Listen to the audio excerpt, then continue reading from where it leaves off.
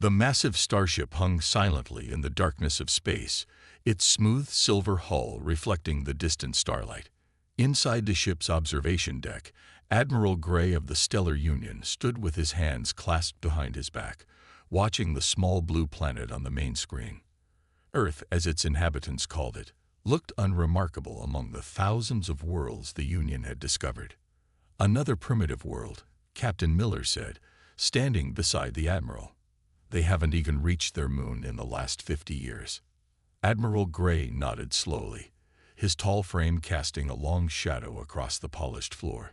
The Union scans had revealed a planet still dependent on fossil fuels, with most of their space activity limited to low-orbit satellites. Their most advanced computers were laughably simple compared to Union technology. "Look at this," Miller continued, bringing up a holographic display.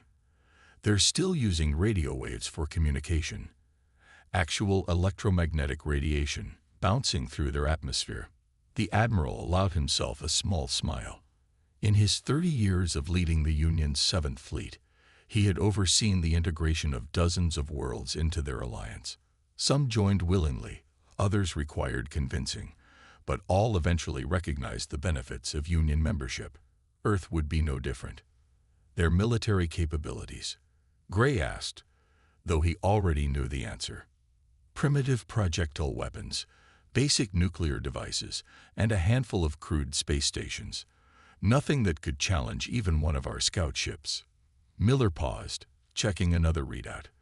"Though there is an unusual amount of electromagnetic noise around the planet, their broadcasting methods are inefficient." Gray dismissed the concern with a wave of his hand. "All developing worlds go through this phase. They blanket themselves in radio waves before discovering proper quantum communications."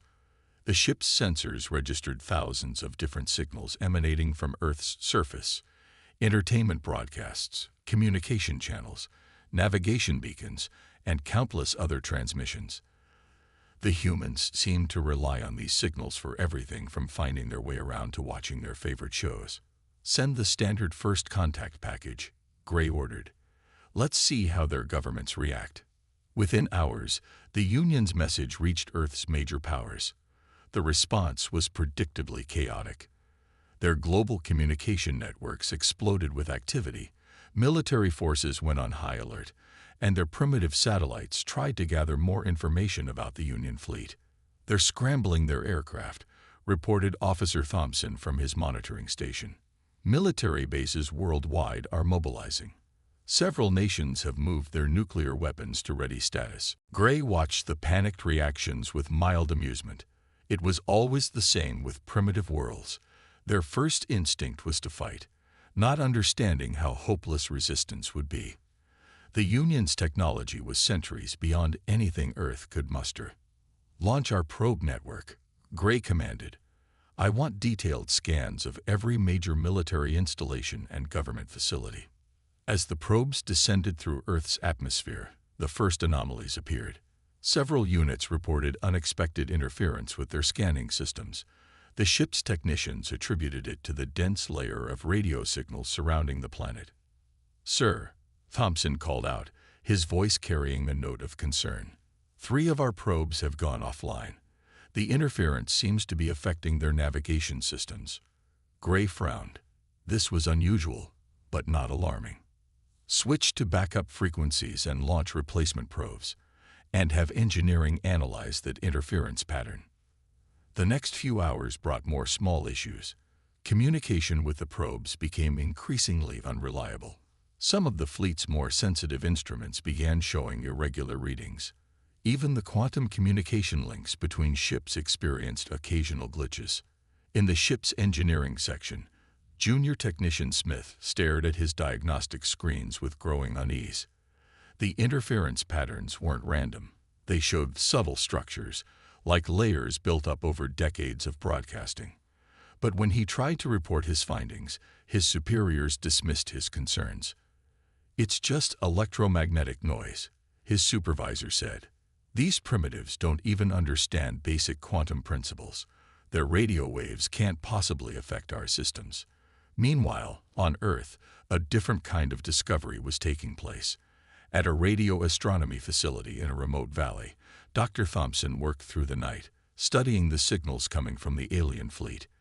20 years of researching deep space radio emissions had taught her to recognize patterns others might miss. "Look at how our signals are interacting with their ships," she explained to the military officers who had arrived at her facility. "The electromagnetic web we've created around Earth, it's not just random noise. It's like we've accidentally built a planetary defense system without even knowing it." The officers were skeptical, but they couldn't ignore the data. Every time the alien probes encountered certain combinations of Earth's broadcast signals, they malfunctioned. It wasn't consistent enough to be a weapon yet, but it suggested possibilities. Back in orbit, Admiral Gray prepared to move forward with standard first contact protocols.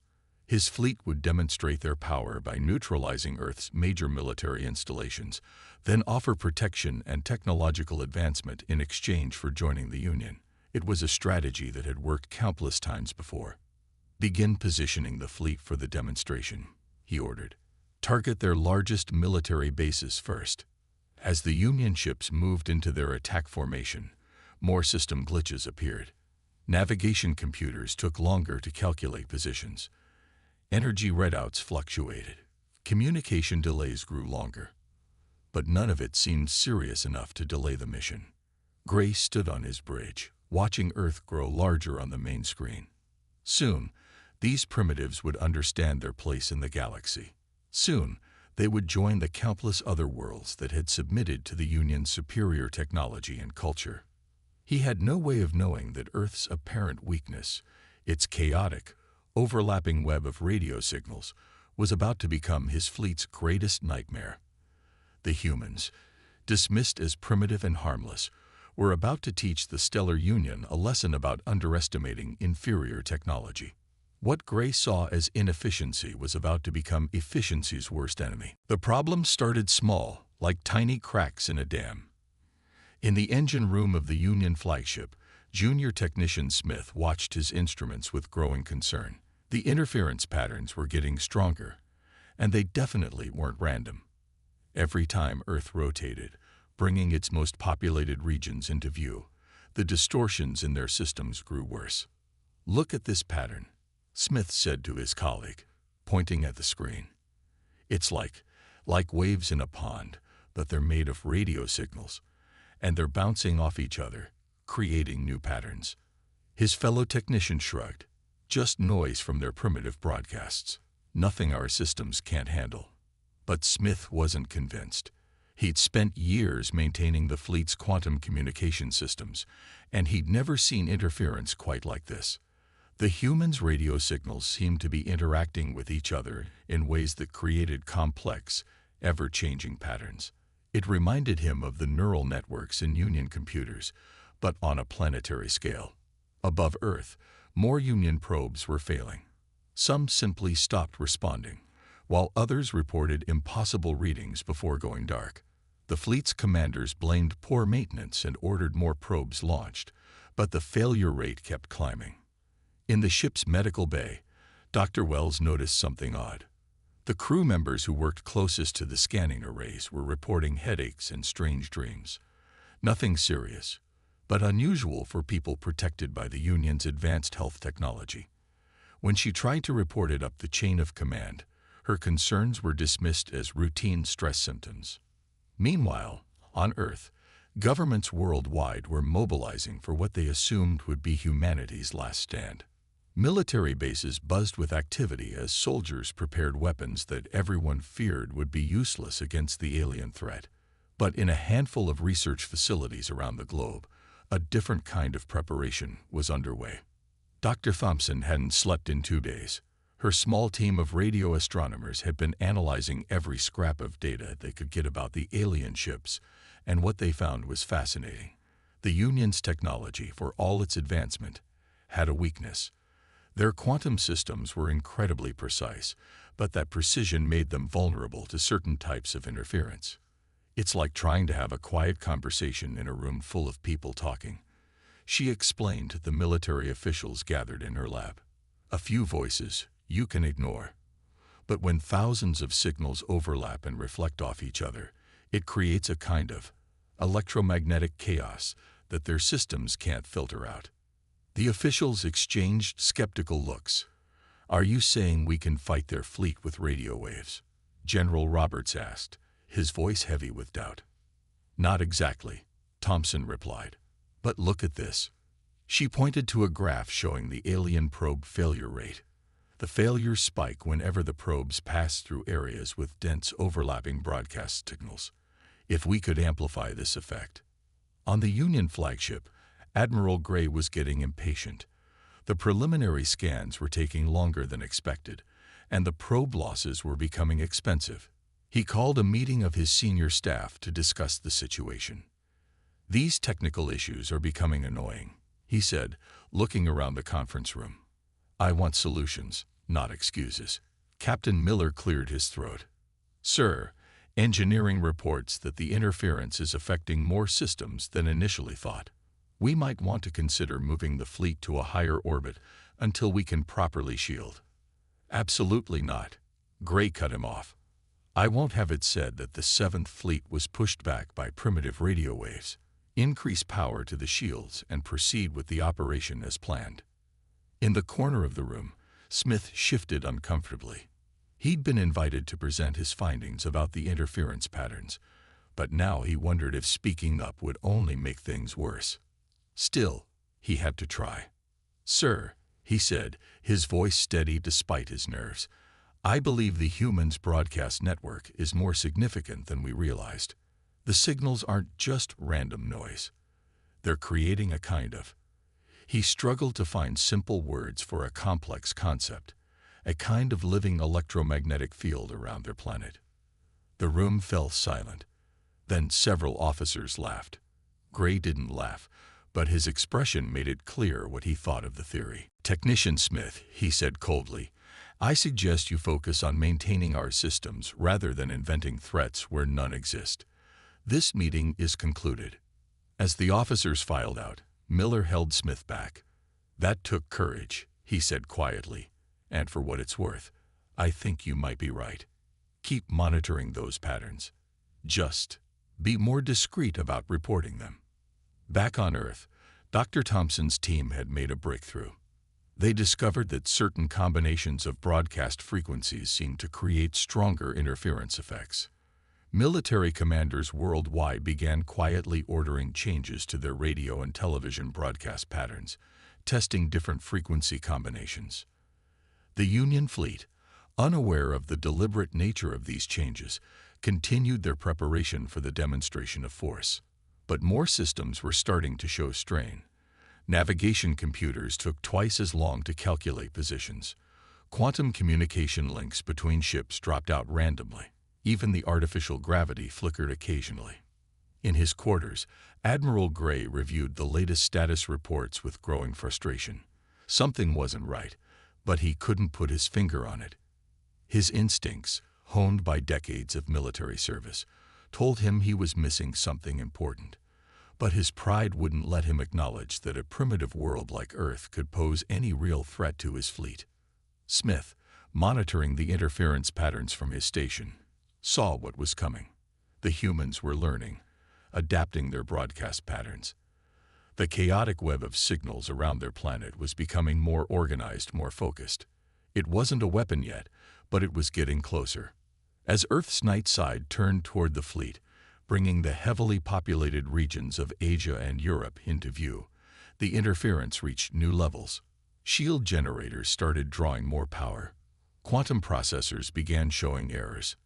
And in the space between the fleet and Earth, the invisible web of human broadcasts grew stronger, denser, more complex. The storm was coming, and only a few people on either side recognized it. Humanity's greatest weakness, its cluttered, inefficient, overlapping communication networks, was about to become its greatest strength. And the Union's greatest strength, its advanced, precise, quantum technology, was about to become its greatest vulnerability. The question was, who would realize it first? Dr. Thompson stared at her computer screen, her coffee long forgotten and cold. The latest data from worldwide broadcasting stations confirmed what she'd suspected. Earth's radio signals weren't just interfering with alien systems, they were starting to synchronize in unexpected ways. Decades of overlapping broadcasts had created something new, something that even the aliens' advanced technology couldn't handle. It's like we built a planetary defense system by accident, she explained to General Roberts, who had become a regular visitor to her lab. Every radio tower, every TV station, every satellite. They're all part of it. We just never realized what we had. The general leaned over her shoulder, studying the complex patterns on the screen.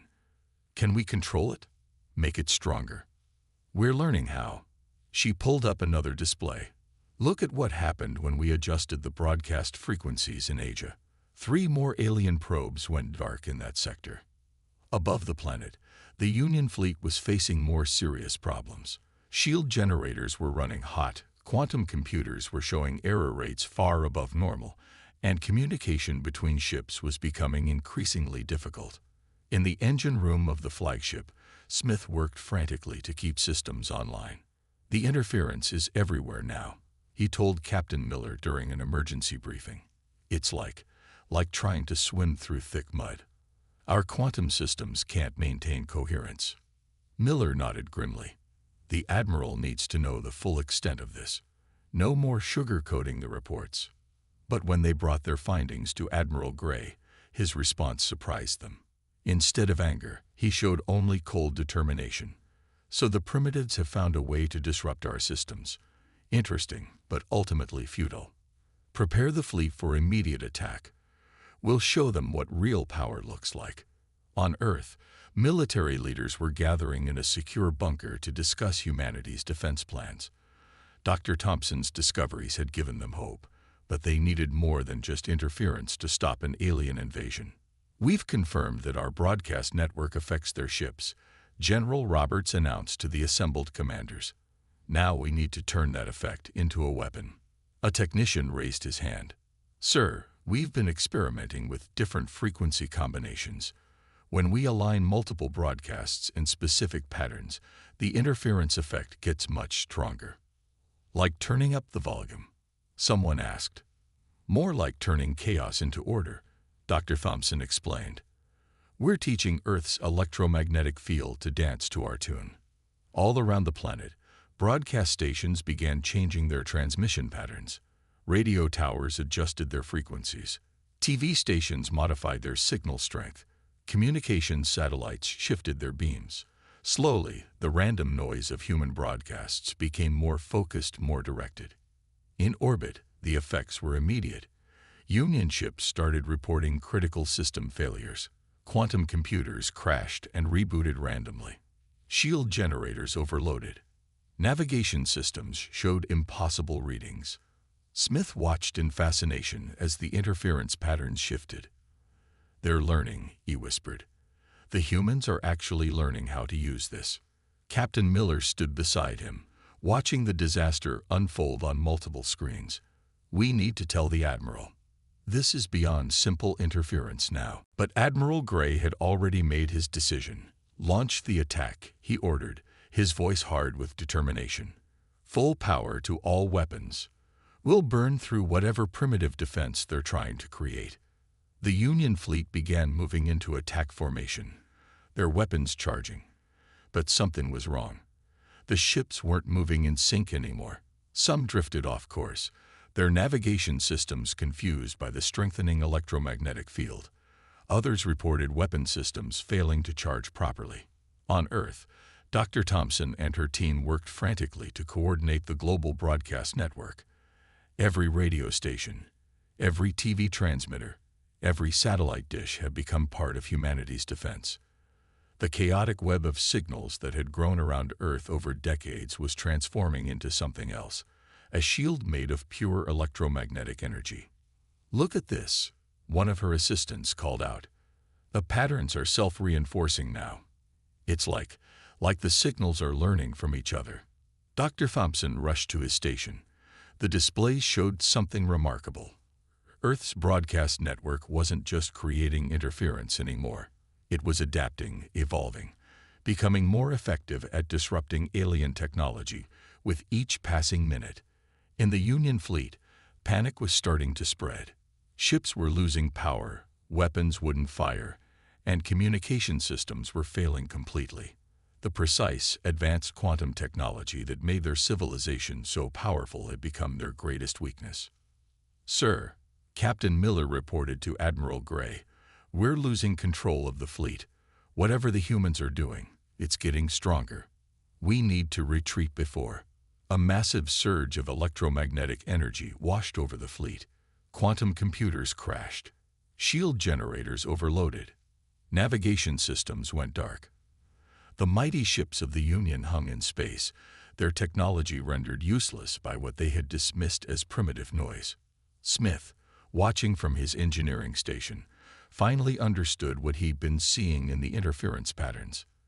"It's beautiful," he said to nobody in particular. They turned their entire civilization's communication network into a weapon, not by design, but by accident, by being inefficient and messy and human. Admiral Gray stood on his bridge, watching helplessly as his fleet systems failed one by one. The humans' radio waves, which he had dismissed as primitive and harmless, had become an unstoppable force. Their chaotic, overlapping broadcasts had evolved into something his advanced technology couldn't fight. On Earth, Dr. Thompson allowed herself a small smile as the data confirmed what they were seeing. "We did it," she said quietly. "We actually did it." General Roberts put a hand on her shoulder. "What exactly did we do, Doctor?" She looked up at the screens showing the paralyzed alien fleet. "We proved that sometimes the most powerful weapons aren't the ones you design. Sometimes they're the ones you create by accident, by simply living and growing and being human." The battle wasn't over. Far from it. But in this moment, humanity had shown that even their supposed weaknesses could become strengths. Their messy, inefficient, beautiful web of communications had become a shield that even the most advanced alien technology couldn't penetrate.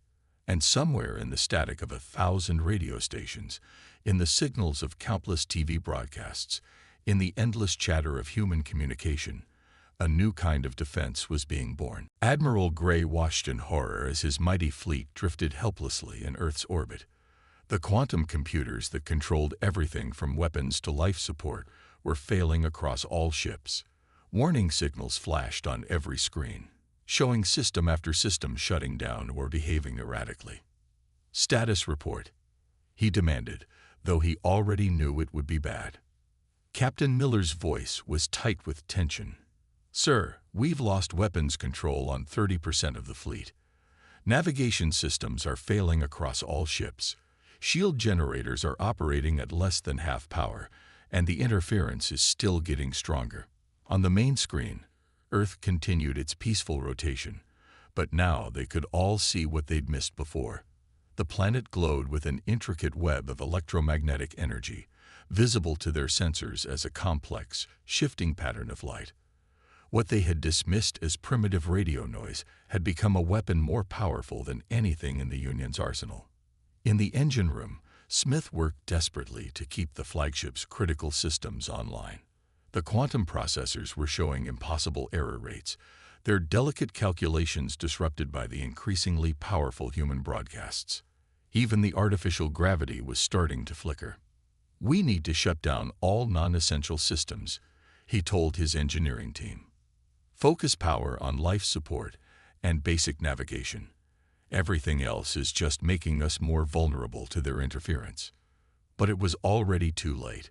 The humans had learned to control their electromagnetic web, and they were using it with devastating effect. Each time Earth's most populated regions rotated into view, a new wave of interference swept through the fleet, bringing down more systems. On Earth's surface, Dr. Thompson coordinated with broadcast stations worldwide, fine-tuning their attack. "Increase power to all transmitters in the Asian sector," she ordered. "Europe, shift your frequencies to match. North America, stand by for synchronized burst." The effect was immediate and devastating. A massive surge of electromagnetic energy washed over the Union fleet. Ships that had already been struggling completely lost power. Others found their quantum systems corrupted beyond recovery. Even the flagship's advanced shielding couldn't protect it from the assault. Admiral Gray stumbled as his ship's artificial gravity failed again. "Launch fighters," he commanded. "They can't have affected our smaller craft as badly." But when the fighter bays opened, only a handful of ships managed to launch.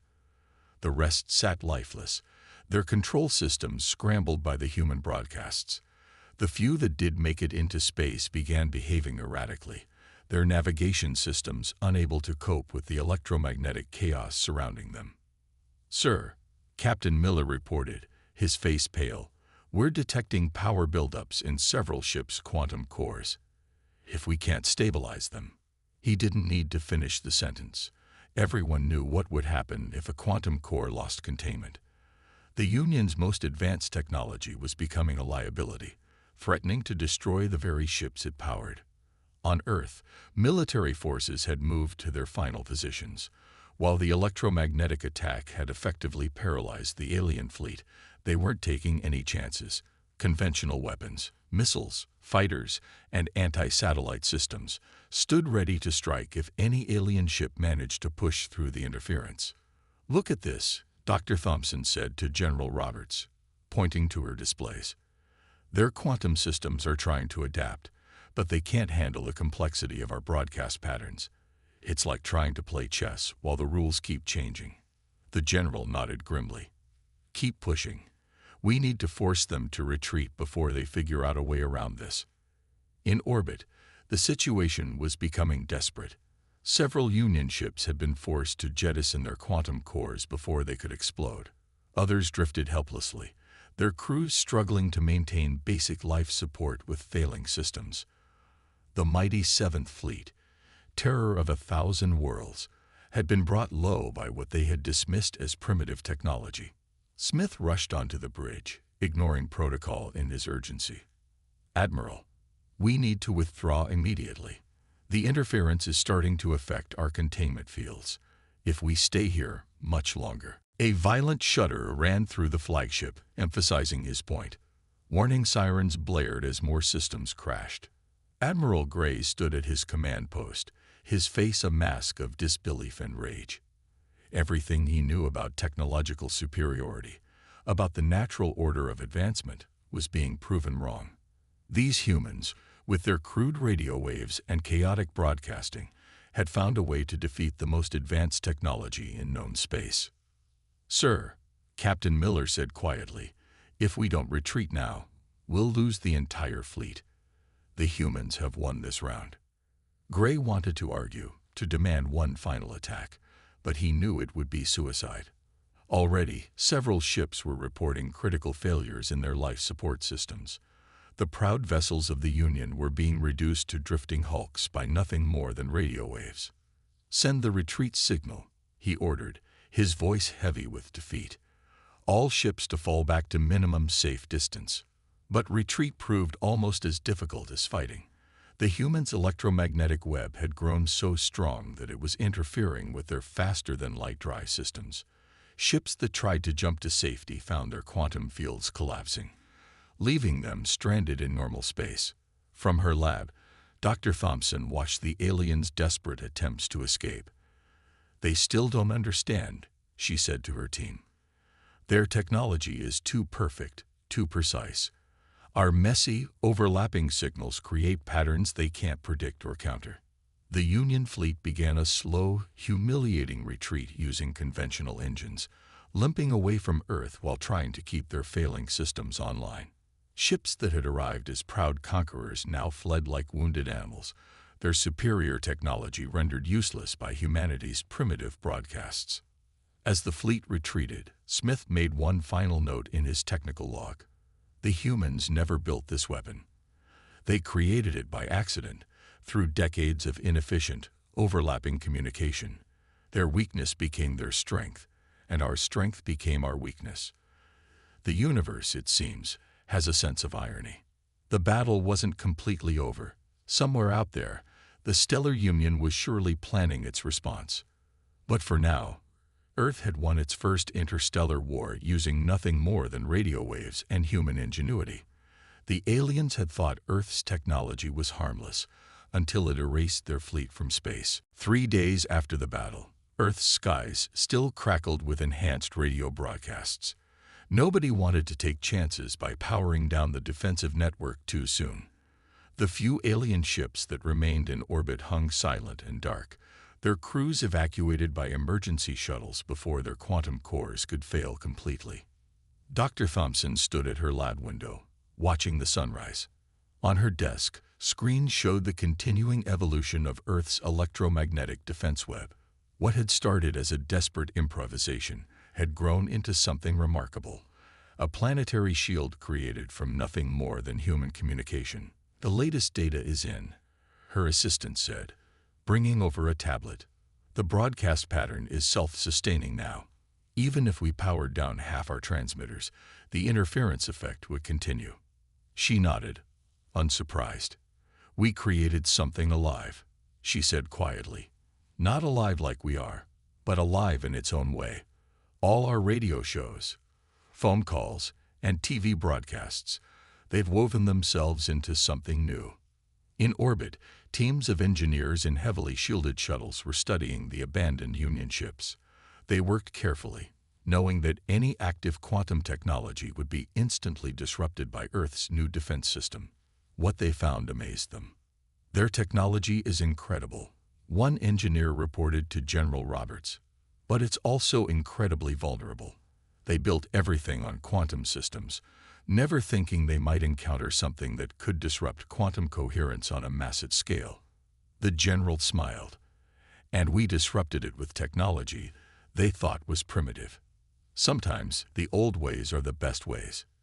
Meanwhile, on the far side of the moon, Admiral Gray faced the most difficult moment of his career.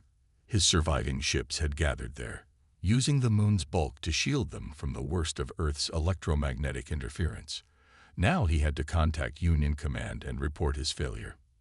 "The humans," he said into his communication unit, "have developed a defense system we cannot counter.